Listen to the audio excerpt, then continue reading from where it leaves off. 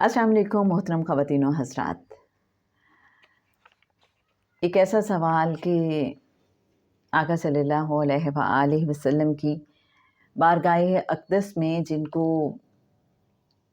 शर्फ़ हुज़ूरी पाने का शौक़ है, इश्तियाक है, या वो जानना चाहते हैं कि आका सल्लल्लाहु अलैहि वसल्लम के दरबार में जब औलिया अल्लाह की हाज़िरी होती होगी तो क्या मंज़र होता होगा।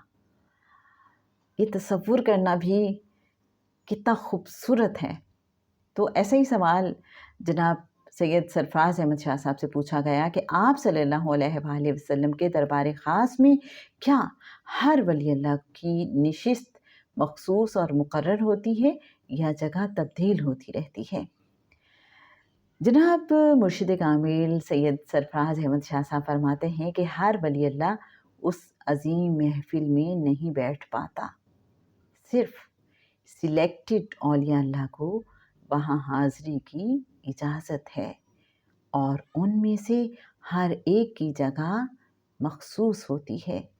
लेकिन अगर कोई वली अल्लाह तरक्की पाकर ऊपर के दराजात में चला जाता है तो उसकी नशिस्त आप सल्लल्लाहु अलैहि वसल्लम से करीब होती चली जाती है।